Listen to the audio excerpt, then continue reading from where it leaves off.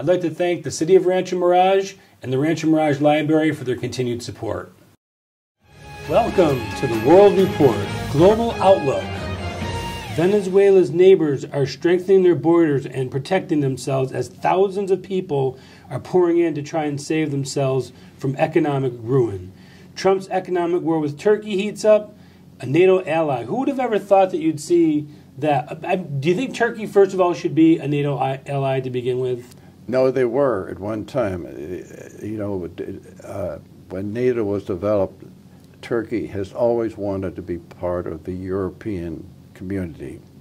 And there's a little piece of Turkey, it's very small, on the other side of the water, that is in Europe. But Europe has not wanted to bring Turkey in. It's a certain amount of snobbishness on the part of the Europeans. They think that Turkey is really a Muslim country and belongs to the Middle East. And it kind of is, don't you think? It is, but the point is, this guy Erdogan is... Turkey doesn't fit in the Western alliance, and it doesn't fit in the European Union. It kind of fits in the Middle East, I think. Turkey has 82 million people. It's well populated.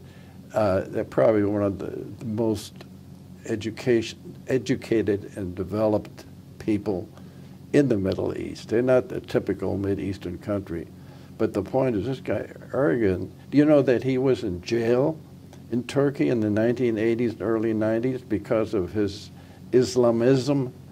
And the trouble is the people that were in charge at the time, they were decent people that were trying to build Turkey into a Western European type country. And the trouble is that Erdogan was preaching Islamism, so they put him in jail. But these two major parties were fighting each other. So he waited for them to knock each other off, and then he stepped in, and now he's the dictator. You know, even the military tried a coup a couple of years ago. And that's why they're holding one of our pastors, because they say that he had something to do with it, which is ridiculous. Yeah, that plays right into Trump's hands, by the way, because he's happy that's happening, because he shows that Turkey, especially this guy Erdogan, is more of a typical Islamist than he is let's say, a European. He absolutely is. He is, but, you know, Turkey has tried to project itself as a Western European country, okay? And they were starting to look pretty good. And the Turkish army was very effective in when we had the Korean War.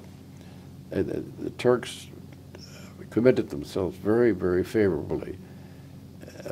But that was when the other side was still in charge. And that was 70 years ago. Yes, you're absolutely right. It was a long time ago. Venezuela, people are just starving and struggling to get out. Everyone around them is having to crack down on their border, which I find hypocritical, seeing as they're the ones that keep sending their people through to America and telling us to open up our borders. The average Venezuelan right now can't even afford a loaf of bread. We were just talking about that in the last segment. Yep. Socialism has ruined this country to the point where they're on economic devastation. 1,000,000% inflation. Well, that again, this fits the picture, because socialism is a way of picking the pockets of the average person so they can have the power over them. That's basically what it's all about. They talk about, oh no, we're for the people. They're against the people. Why do you, fortunately, here in the United States in the last election, everybody thought that the northern states, Minnesota, Wisconsin, Ohio, Pennsylvania, you know, were going to vote for Hillary. No, they weren't, because well, to be honest, he only won by a few thousand votes in Wisconsin, and he won by a couple dozen. What difference does it make? I'm just saying it was very close. That in itself doesn't, but it looked like it was in their hands. Ohio hasn't gone Republican in 60 years, and they went. You know why? Because the average working person not only the average working person, but the unions. Would you believe that the unions were actually for Trump? That was a little surprising. No, it isn't, because without people... No members. What good are they? You need a membership. You got it. And the membership was going out the window. That's a damned if you do, damned if you don't situation for the union. I don't think it was even a question, because if you are head of a union, a powerful workers' union, okay, and suddenly they're closing down all your factories, who are you going to be for? The guy that wants to build the factories. Then you can give that guy a hard time once it's built. But the point in the meantime, the unions were actually quietly and secretively very much behind Trump. What do you make of the reunification of North Korean and South Korean families that have been separated for decades? And you have to give Trump credit for that, too. Yeah, I think, it's a gesture, because what is it? But so is sending back the remains of our soldiers. No, I'm not even disagreeing with you. I'm saying Trump is very good at creating situations. Optics? They're optics, exactly.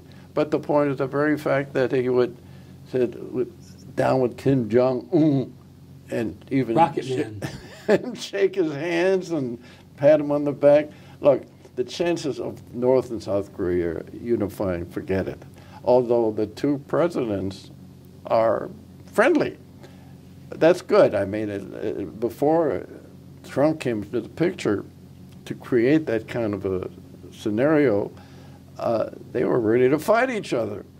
Now the 38th parallel is still there between North Korea and South Korea. You know, the interesting thing is, by the way, speaking of Korea, that before the Second War, the North Korea was the big economic factor, and South Korea was the farmers and agricultural.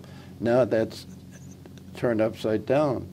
The real economic power of Korea is South Korea, which is a democratic country, as much as a country in that area can be. Yeah. And they're doing very well.